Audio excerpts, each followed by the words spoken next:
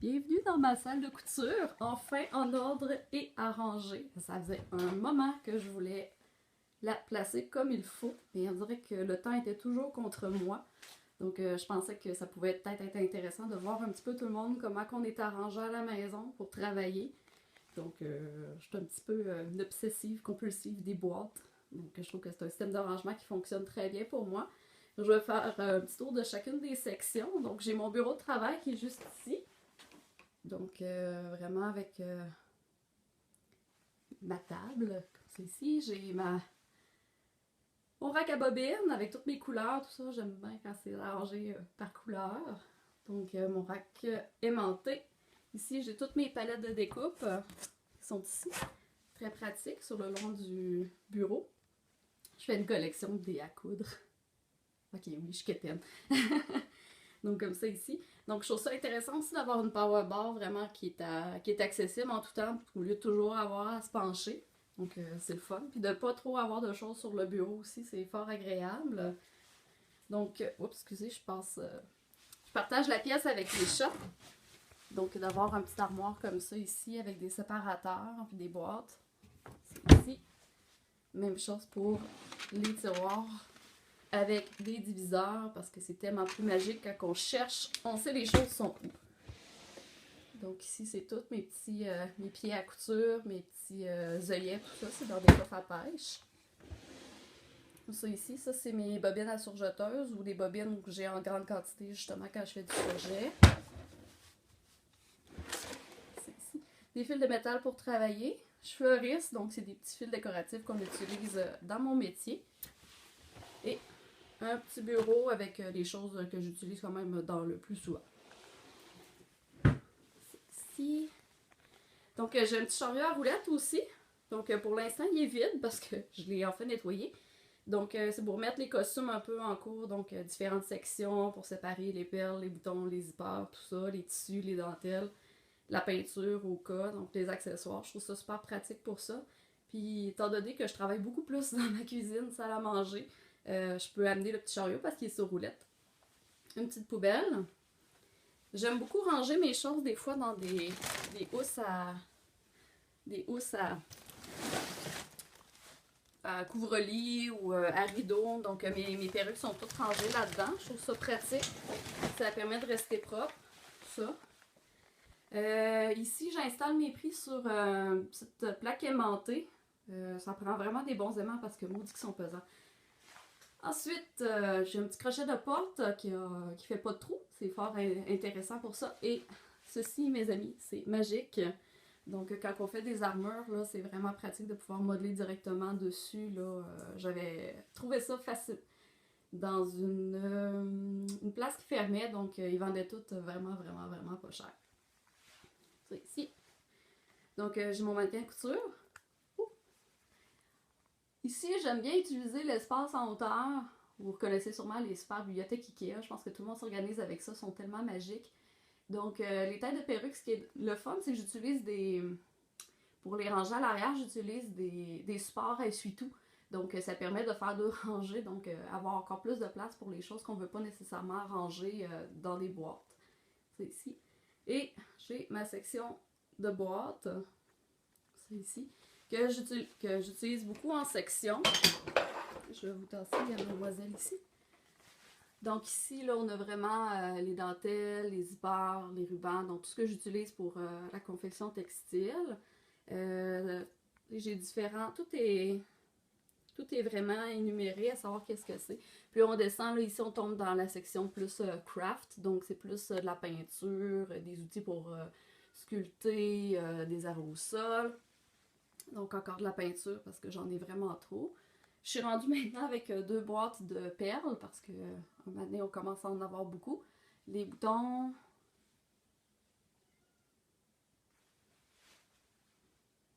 Comme ça ici. Donc ce que je trouve intéressant avec ces boîtes-là, c'est qu'on peut vraiment prendre une boîte, l'ouvrir et on a accès au contenu. Et je vais en prendre une qui est pas... ça va être un petit peu à l'envers. Elle est souvent à l'envers. Ah, c'est je sais qu'elle est correcte. Donc, on a facilement accès à tout ce qu'on veut. On peut quand même mettre des séparateurs à l'intérieur. Donc, c'est fort pratique. Et lorsqu'on travaille à l'extérieur, on peut facilement apporter des boîtes à notre plan de travail. Ici. Je suis pas une grosse collectionneuse de figurines, mais j'en ai quand même quelques-unes, donc j'essaie de garder ceux que j'aime vraiment beaucoup. Donc je suis pas... vous allez voir, j'ai pas beaucoup d'accessoires animés, jeux vidéo dans ma maison. C'est quelque chose que je suis plus minimaliste au niveau des tablettes et que j'aime pas quand il y a trop d'affaires. Donc ça permet aussi des fois d'afficher des petits accessoires qu'on a plus petits, d'avoir des petits systèmes de tablettes, puis ça rajoute de la couleur à la pièce. Donc ici, on peut installer des projets passés comme ça ici. Mon masque, je pense que je vais peut-être essayer d'y trouver un petit coin pour l'accrocher. Je le trouve triste sur le bureau. C'est ici. Laissez jamais vos props dans une voiture. OK? Surtout pas quand il y a du thermoplastique, c'est pas une bonne idée. Ça, c'est ma nouvelle acquisition. Je suis vraiment contente de l'avoir. Donc, c'est un meuble d'arrangement. Je l'ai pris chez Ikea parce que toute la pièce est du Ikea à peu près.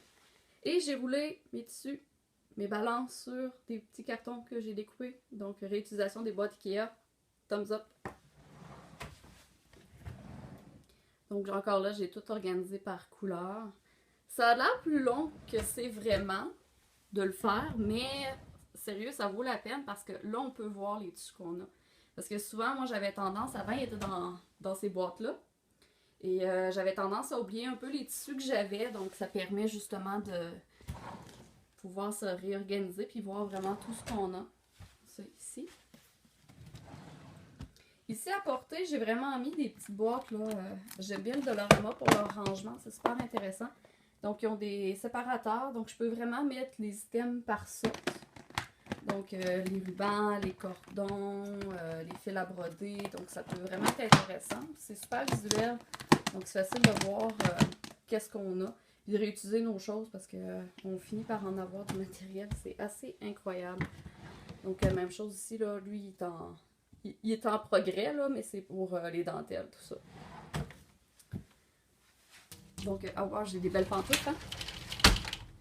Donc, ici, c'est mon garde-robe. Donc, c'est sûr que la majorité de mes cosplays sont pas entreposés ici parce que ça rentrerait pas. Parce que c'est un tout petit garde-robe.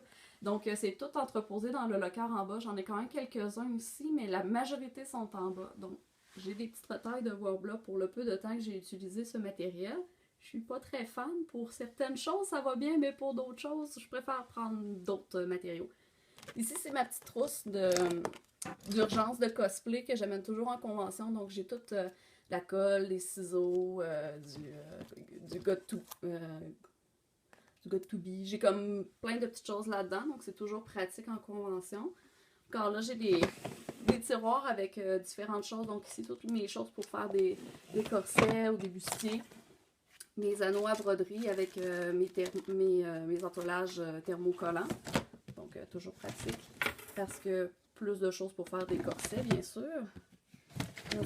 Donc, ça, c'est pour mon projet qui est semi en cours. Donc, c'est mes perles, tout ça pour mon projet. Il faudrait bien que je m'y mette. Donc, des accessoires pour faire du cuir. Encore plus de cuir et des items avec des plumes. Donc, des plumes pour travailler. C'est là-dedans. J'aime beaucoup les plastiques, donc j'ai mon tiroir qui est vraiment spécialement pour ça. Donc tout ce qui est résine, plastique, c'est là-dedans. Silicone aussi. Passe-toi. Tout ce qui est moule, j'utilise beaucoup des pigments des fois dans mes moules. Ce qu'il y a d'intéressant avec ça, c'est que ça s'enlève pas facilement. Donc si on fait une couche de peinture par-dessus, si la couche de peinture s'en va, ben, ça laisse une couleur en dessous au lieu d'avoir comme un blanc ou un noir par rapport. Et plus de tissu dans ce coin-ci. J'ai mon cuir qui est au fond, on le voit pas très bien, mais il est là avec mon fidèle sac de rangement accroché. J'ai dû rappuyer ça à peu près 15 fois. Donc avec des petits cartons sur le côté. Ici. Et que j'ai encore un peu de rangement en hauteur au niveau de la place pour mes crinolines. J'en ai qui sont suspendus, mais ça prend de la place, ces petites affaires-là. Donc, ça vous donne un petit avant-goût de comment on peut s'organiser pour essayer de connaître notre matériel, il est où.